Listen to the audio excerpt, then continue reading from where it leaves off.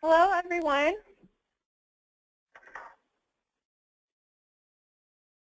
Hello. Hello, I can hear you. Hey.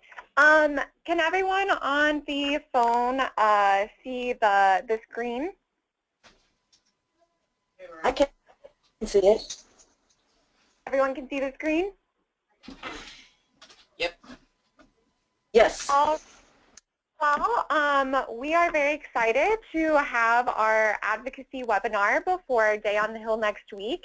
And I'm going to introduce Peggy Helper, our Executive Director, who will be taking you through the webinar. Well, welcome, everyone. Thanks for being part of this. It's a bit of an experiment. We haven't done this before for NAMI Iowa, but we wanted to give it a try because we want to make sure that people feel as comfortable, as empowered as possible for our Day on the Hill next week. And I really want to start by, if everyone who's on the call would want to just very briefly say who you are and where you're from, I'd like to start that way.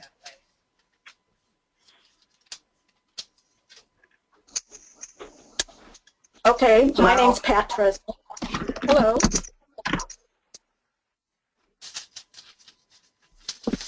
And you can go ahead.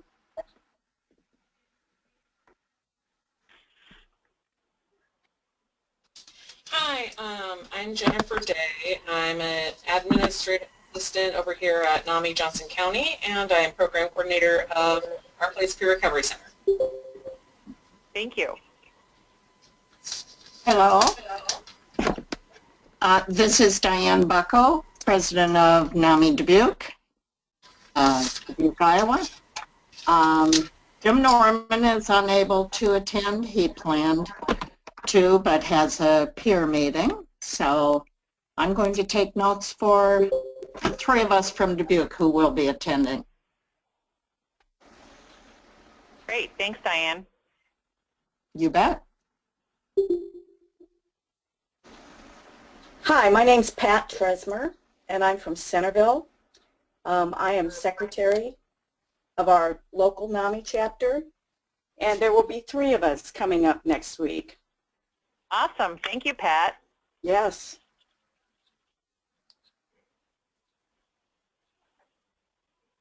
Anyone else?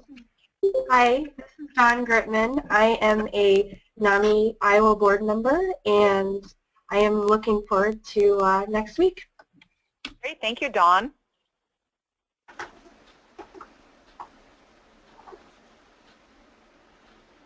Anyone else?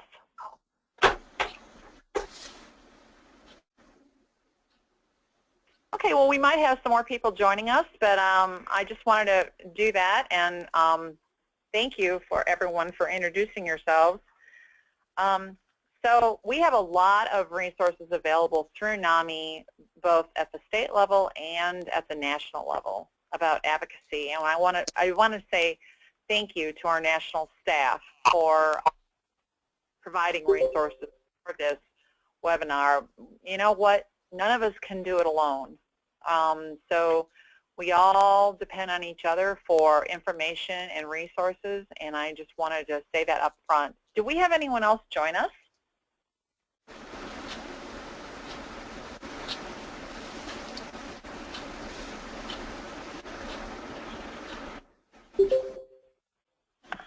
Well, if anybody else wants to pop in, just let us know. So this is about grassroots skill building, and we're going to go through some basic tools and information to help you prepare for our Day on the Hill next week. And that being said, we're not going to be able to cover everything. It's not exhaustive, but it is a good primer on how to lobby. We'll be, of course, doing a lot more next Wednesday. And of course, we're also available to answer questions and help between now and then, but we just wanted to offer this as a way of an introduction before our Day on the Hill next week. So we're going to explore why advocacy is important and how it affects our lives. We'll talk about why your story is a valuable tool to change minds. We're going to do a advocacy story. We're going to practice. We'll get you to practice your story, and we're going to do a little role playing for a legislative meeting and provide you tools in how to prepare. So before we begin, I want to talk a little bit about the difference between personal advocacy and policy advocacy. When you advocate for services and supports for yourself or someone you care about, you're engaging in personal advocacy. When you advocate to improve the mental health system and help everyone get services, you're engaged in policy advocacy. And today's webinar is focused on policy advocacy, using your story with policymakers to advance NAMI's cause, to build better lives for individuals and families who live with mental illness. Why is advocacy so important? It's because everyone with a mental health condition deserves the opportunity for recovery, yet too few people get the care they need. Elected officials respond best to people who live in their district, especially those who take the time to reach out. Because hundreds of bills land on their desk every session, a personal story from a constituent increases the chance that they will take action. Building good relationships with your legislators is important because they make key decisions about laws and budgets that control who can get what type of care, for how long, and at what cost. So let's look at the valuable role that you play as a grassroots advocate. Many people hesitate to contact their legislator because they don't feel they have the facts at their fingertips. According to research, stories that help the listener understand in your shoes are far more powerful than facts and figures. Any lobbyist will tell you that real stories, if brief and sincere, are advocacy gold. That is absolutely true. They are one of the surest ways.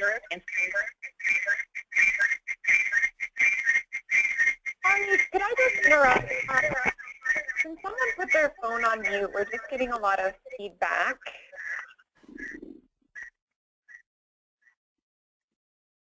Right. If everyone could put your phone on mute, that would be helpful.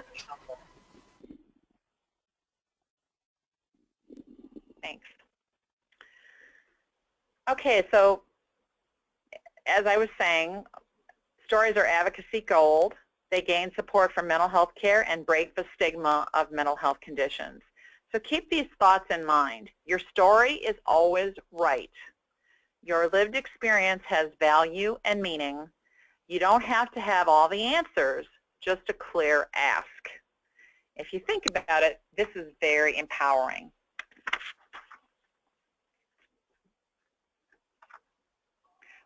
Your story will have the most impact if it's brief. Legislators are very busy, so aim for a minute or two or you'll lose them. We have a handout for this webinar, the 7 steps to telling your story, which is a great tool to help you give just enough of your personal experience to make the point and no more. And I'll just interject here. I spent 7 years as Iowa Director of Government Relations at the Cancer Society, and I've now been with NAMI Iowa for a year. And personal stories are extremely effective, but it's deadly if the person goes on and goes into way too much detail about their own situation. That's a sure way to lose a legislator. So being brief is important, succinct. The first step is to introduce yourself, where you're from, and who you represent, in this case, NAMI. You give your relationship to mental illness, whether you are a peer, family member, provider, or some combination. You state the issue you would like to discuss and the position you want the legislator to take, including the bill number. And we're going to have all that for you. We're going to have, we call it a palm card, literally a card to hold in your hand to refer to as you speak with your legislator. The second step is to describe in one sentence what life was like before you or the person you care about got the help that you needed. The third step is to talk about what helped, what treatment, person, or program made the difference. Fourth is to describe what's going on right now in your life. This helps legislators understand that mental health services can be a good investment. Fifth, you transition from your personal story to the problem that others face. Sixth, you describe the solution, which will help others like you. And last and most important, you make an ask, a specific bill or position you're advocating for. You thank the legislator for hearing your story. Then you put them on the hook, and there's another way of phrasing this. We call it hook, line, and sinker. Putting them on the hook by asking if you can count on their support. And in this case, we're asking for support, not opposition. If you can get a clear yes, you thank them for their support. If they respond with a no or a vague statement, which is more often the case, they'll say something like, well, thanks for giving me your opinion, I'll think about it, or I'll take that into consideration. You thank them for meeting with you. You let them know that you'd like to serve as a resource on mental health. Regardless of the response, we always follow up to build the relationship. This will, over time, help you to shift their opinion. It really is all about building the relationship. So if this is the first time you've ever met your legislator, don't expect miracles. The important thing is that you're starting to build that relationship. Your handouts include a story practice sheet. You can jot a bullet or two in each section and practice with a friend. A few minutes of prep will help you stay focused when the time comes to tell your story to your legislator. Now we're going to walk through the process of making an appointment with your state legislator. It's really very simple. And I will just add here that the webinar talks about staff. State legislators have very few staff. Most legislators, all they have is a clerk. And most of them do not have an office. They have their desk on the floor of the legislature, and it's them and their clerk sitting right next to them. That's it. Unless they're a committee chair or an assistant leader, they don't have an office. So I just want you all to understand that. That's why you send, when we get there, we'll talk about how you send a note in and they come out and they talk to you. That in most cases there is no office to meet in. So all you have to do is you can find your legislator. For those of you who don't know who that is, you can go onto the website, and all you have to do is enter your zip code and click, and up will pop who your legislator is. The website will appear where you can find their email and phone number, and you can just really send them an email and say, I am going to be at the Capitol next week for NAMI Day on the Hill on Wednesday. I would like to meet with you while I'm at the Capitol. We're going to be there for a short amount of time, but it's plenty of time to meet with. You have one representative and one senator. You only have two legislators who represent you. Plenty of time to meet with those two legislators. And we're going to be there between noon and 1:15 or 1:30, and that should be a good time because they have lunch. So they should be available to meet with you. Peggy? Yes. I have a quick question there. For myself, for instance, I live in Asbury, just outside of Dubuque. Personally, I have a different representative and a different senator than I do when I'm at the NAMI office. Would I want to see all four? You could. Okay. Could, definitely. Yeah, absolutely. In your situation, you could try to see all four. Okay, thanks. And just explain, I live here, but I'm here also representing NAMI Dubuque, and our office is in Dubuque, and yeah. Right. Yep. Okay, thank you. And that could be true for other NAMI folks as well. If you live in a certain part of town, but your office is in another part of town, you may well have 4 different people you could potentially see. So just click on the link and send them an email. That's the best way to initially do it, is just send an email and put in the subject line of the email, want to schedule a visit. And say when you'll be there, and say you would really appreciate actually scheduling a time. They might say, I don't know for sure what I'm going to be doing. You know, I'm not sure what my schedule is. In which case, then I would follow up and say, okay, what's the best way of when I get there? Then do you want me to send a note, or try to pin them down? Because I know the most frustrating thing about going up to the Capitol is legislators don't like to be pinned down, and they try to kind of sometimes squirm away in terms of how to contact them and how to set up time for a visit. But one sure way of getting them pinned down, I'll just give you this tip, is to say, especially if there's more than one of you coming from a particular location, like as in Dubuque, and to say, we really like to get your picture. We'd like to get a picture with you. And we're going to take a picture, and then we want to put it on our website, or we're going to put it on our Facebook page, or we're going to, because they love to get their picture taken. And they will sometimes then say, oh, I want my clerk to take a picture too, because I want to put it on my website, or I want to put it on my Facebook page. So it's a great way of getting them to set that meeting. It talks in here about staffers, and really, like I said, most state legislators don't have a lot of staffers other than the leaders. They just have their clerk. And the clerk might be the one who follows up, and that is a good thing to know. But it's not like they have a whole big staff. I just want you to know that. So let's get that appointment made, and you get and practice your story. And with those things, you can bring your policy priorities to the legislator and help that person understand what it's like to live with a mental health condition and why our legislative priorities are important. Connecting on a personal level is far more important than powering through a bunch of statistics, and that is absolutely true. The relationship is what increases the odds that the legislator will act on your request in the future, and that is absolutely true.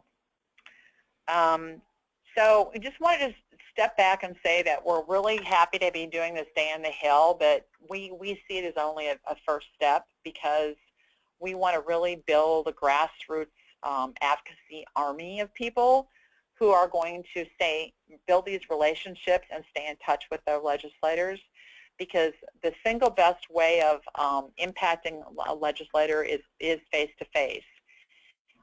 But the best way isn't often usually at the Capitol, because they're so busy and so there's so much stuff coming up and coming at them.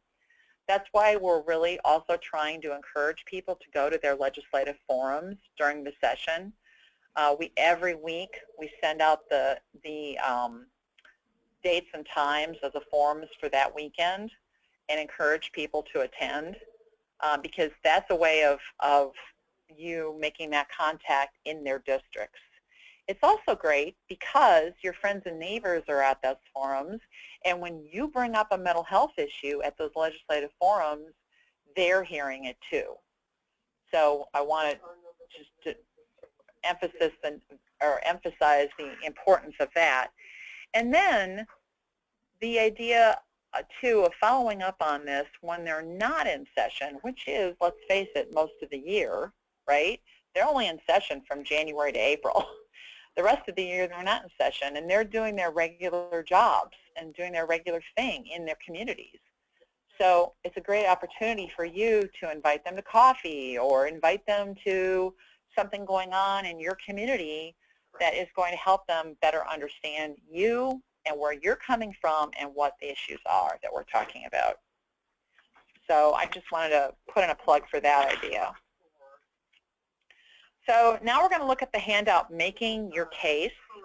And I'd just like to go over 4 tips that you can review and work on later. The first tip is to know your issue. Being clear about the issue and the position you want your legislator to take is vital to an effective meeting. And we are going to go over those much more at Day on the Hill. We're going to have people come and speak on each issue specifically and give you a lot more information. And we've been trying to send information out about the issues to you every week with the update.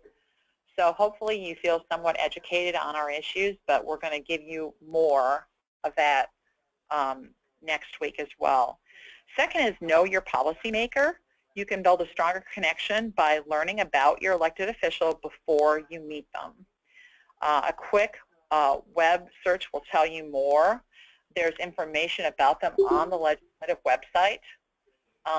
If I know a lot of legislators, I don't know all of them, but if you would like to ask me anything I know about your particular legislator, I would be happy to try to fill you in as best as I can before next Wednesday. You can just email me. But there are lots of ways to find out more. You can just do a quick Google search of your legislator and find out that way too. And third tip is to plan the visit. So meeting with your legislator can be intimidating. I know people feel intimidated when they go up to the Capitol. There is no reason to be. Just remember that these are all citizen legislators. They do other things. They have other jobs. They're farmers, they're bankers, they're teachers, they all do something else. And they deserve respect for their role, but try to not be intimidated by them because they really are they're Iowa citizens just like you. Planning helps everybody feel more confident. So think through what you want to say and what your story is, and that will help you feel more confident when you go up there. If you're going in a group, you should plan out who is going to say what and kind of plan your story. If you're going by yourself, you can have your own story. But the single most important thing of any visit is to don't forget to make the ask. All right, so we're going to demonstrate a meeting. Yes, we are. And you guys have this script included in your handouts. What Peggy and I will be reading is the demo, Meeting Your Policymaker. And we are down a person, so I'll be playing 2 people. Let's see. Peggy will be playing Senator Walker, and I'm going to be John and Jenny today.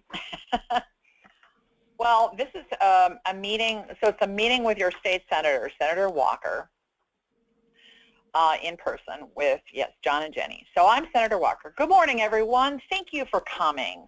Hello, Senator. I'm John Adams from Spring Valley. We're members of NAMI Springville, part of America's largest grassroots mental health organization, the National Alliance on Mental Illness. We really appreciate you taking the time to meet with us. We know you're very busy. It's a pleasure to meet you, Senator. I'm Jenny Jones from Springville. Well, it's a pleasure to have you here. I know, NAMI, you've always done a great job of bringing up mental health issues. Senator Walker, before we talk about some important issues affecting your constituents who live with mental illness, we'd like to know that we appreciate your many years of service in our legislature. Well, thank you. I've spent 12 years in public office now.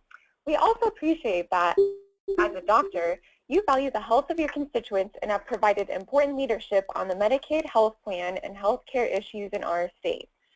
Well, I've seen too many people in emergency rooms with issues that could have been prevented for pennies, including a lot of people who needed mental health care.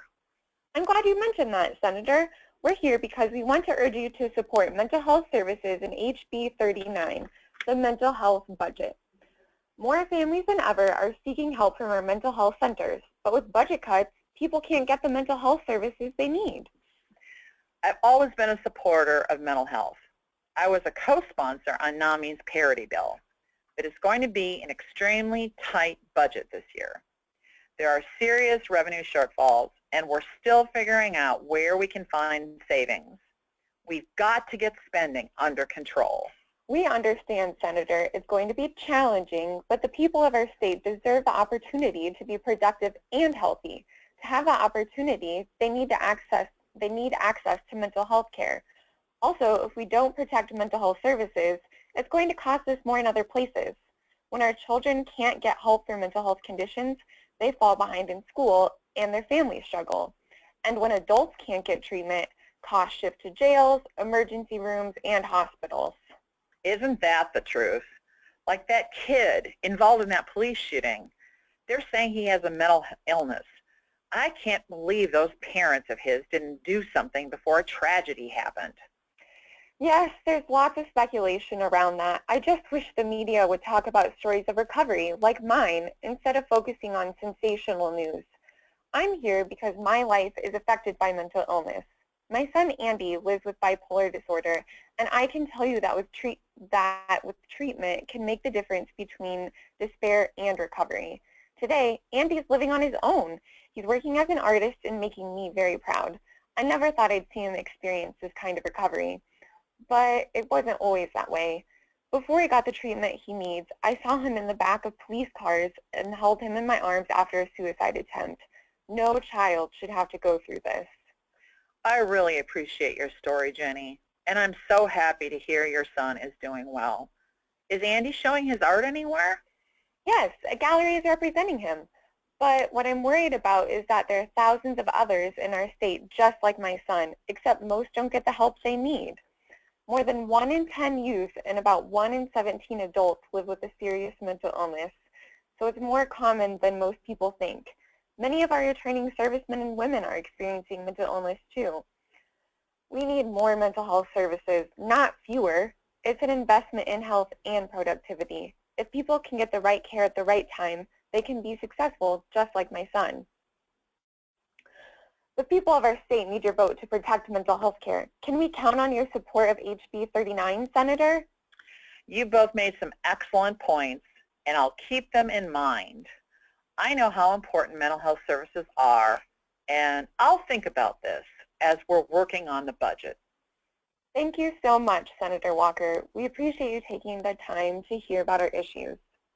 Thank you for meeting with us, Senator. We know your time is limited, so we'd like to leave you with this packet that contains a fact sheet and NAMI's other legislative priorities. We hope we can count on your support for them. Please note that we'd welcome the opportunity to be a resource to you in the future. We'd also like to follow up and see how you intend to vote on our issues. Certainly. Please give my staff your contact information before you leave so they can get a hold of you. Thank you, Senator. If you have time, I would be honored if you would have your picture taken with us for our newsletter. I think I can take a moment for a picture. And please tell Andy hello for me, will you? Oh, of course, Senator. Thank you. That will make his day. So any feedback on that role playing? You didn't pin him down. Well, you know, under the circumstances, I think that Jenny did the best that she could. If they say, I'll take that into consideration, they followed up by saying, we want to be a resource and we're going to follow up with you to see how you're going to vote. And in that case, follow-up is the key. And we do want everyone to follow up because you can't always pin them down right then and there. They're slippery little buggers. Sometimes it's just a matter of follow-up. And then, especially if they intimate, well, you know, I'm probably going to do this, or probably, and then they don't. Yeah. And very important for you to follow up and say, we were disappointed because in our meeting you said you probably would do this, and then we found out you didn't. So part of it is just holding. If you can't pin them down exactly, it's follow up and holding them accountable. Okay. Any other feedback?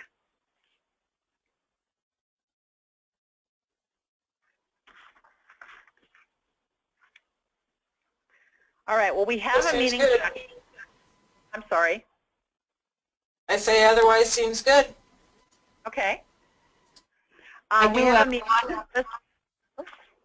I'm sorry. I have one question. I've been asked by one of the three of us that are going to attend from Dubuque. Should we wear our NAMI t-shirts? Or is it better to be business casual? I think it would be better to just be business casual. We are going to have bright yellow, very large name tags on a lanyard for you to wear, that so everyone will be identified who's with our NAMI group by those. Perfect. Very good. Okay. Yep. So I'd like you all to think about what you took away from this experience today, and if there's any more feedback just generally about the webinar, we'd be happy to receive that right now. And Peggy, the webinar is going to be posted on the NAMI Iowa website? So this is Rachel answering. So what I'm going to do is send an email out probably this afternoon or tomorrow morning with a link to the webinar that you all can listen to, and then I also will be linking to it on the website. So between those two mediums, you'll definitely have access to the recording. And let's post it on the OCA website too. Yeah. I think it'll be very helpful to be able to listen to it again and really take it all in order to prep. Sure. Well, thank you, Diane. We appreciate you all taking this seriously. And I have found in my years of doing lobbying and advocacy that preparing is the key. So I like to compare it to painting. Like, I've done a lot of painting in my life, and you know, they say preparation is the key for making the experience not, you know, it turn out the best it possibly can. It's the same is true for advocacy. So and for people like myself who tend to ramble on, it's so important to be able to prep that, have it be very succinct, short, to the point. Thank you, Diane. And I want you to know that that I visited with Senator Pam Yoakum last week, and I told her that we're having our Day on the Hill, and she said, well, I'm really looking forward to seeing my Dubuque NAMI people. She is amazing, yeah. She and Chuck Eisenhart, our rep.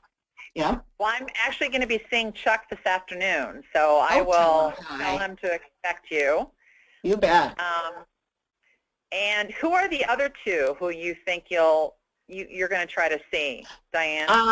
Apparently, I actually just found out recently that it's not Pam and Chuck for me at my home address. Todd Bowman and wow, I think it's Lundgren. Yeah, Shannon Lundgren. Yeah, yeah. And she's new. Right, right. And I have met with her. She's very interested in mental health issues. Good. So you're going to have 4 very different visits with those 4 people. Oh yeah. And well, Shannon's the only new one. Of course, Pam is the one who's by far involved the most with mental health issues. Yep. So you don't really need to like fill Pam in on anything. You know, so that's a really good. With Pam, it's just more thank you for all your work. Thank you for your advocacy. We want you to know that we really appreciate everything you're doing. We're here to back you up. Let's take a picture. Right. You know, really. With Shannon, kind of on the opposite end, she's brand new. She's still learning everything. There's so much coming at her. So starting to build that relationship and knowing that you're a resource in her community on this very important issue is going to be key. And then with Todd and Chuck, that they're kind of in the middle in that, you know, they're experienced legislators, but they don't really do a lot with mental health. But Chuck is on the Ways and Means Committee, so that's why he's important, because our mental health property tax levy is going to go through Ways and Means. So Right. he's going to have to vote on that, and he needs to understand it and know about it. So thank you for bringing up those names. So that was a good example of the different approaches for different legislators. Yeah, that helps me a lot too. Thank you. Yeah, you bet. So this is a critical time for mental health services in our state, and your voice can make a real difference. We really appreciate you being involved and taking the time to participate in the webinar, and really for coming for Day on the Hill. It's not too late. If you can still spread the word to encourage people to register and attend. What are we up to now, Rachel? We have almost 90 registrations. Woohoo! And Rachel? I'm sorry, it's Diane again. I have not actually registered yet, so can I still go ahead and do that online? Absolutely. Yep, we're encouraging anyone and everyone to still register. And just to know, for me, I'll be sending out some sample social media posts that you can use to tell people that you'll be attending our Day on the Hill, and you'll be hearing a lot from me leading up to next Wednesday. So don't get too bothered by that. Not at all. Any questions or comments? Yeah, this is Pat in Centerville, and I just wanted to thank you for having this webinar. It is such a convenient way for those of us that live a long distance away to get information from the state office. So I appreciate it very much. It was a very simple procedure. Good. Well, thank you for that feedback. Now, we'll plan to do more webinars. I come from the Cancer Society, and we used to joke that we never seen a webinar we didn't like. We did lots of webinars, and I know they can be overdone, but they are a really great way of sharing and disseminating information among a group of people. So thank you. Yes, and then when they're available after the fact so that other people who missed it can view it, that's also very helpful. So thank you very much for this format. You're welcome.